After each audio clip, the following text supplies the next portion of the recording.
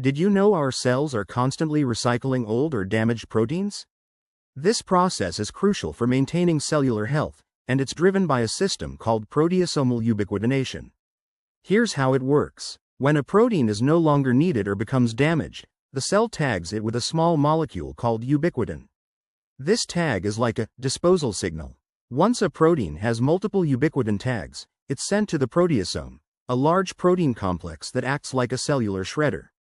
The proteasome breaks down the tagged protein into smaller pieces, which can then be reused to build new proteins or generate energy.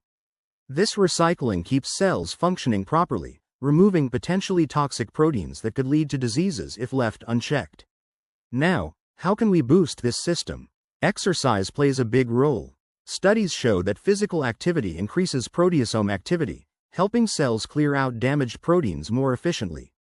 In fact, exercise can improve the overall balance of protein turnover, which is vital for muscle maintenance, reducing inflammation, and even enhancing brain health.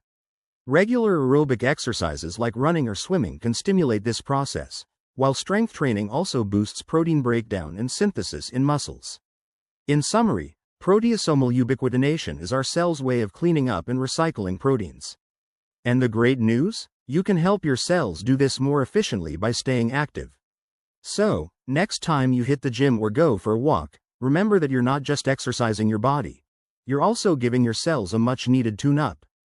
Thank you from us at Mindful Diabetes Inc., the only nonprofit actively educating you about ways to prevent insulin resistance in the brain, which can lead to cognitive decline and neurodegeneration.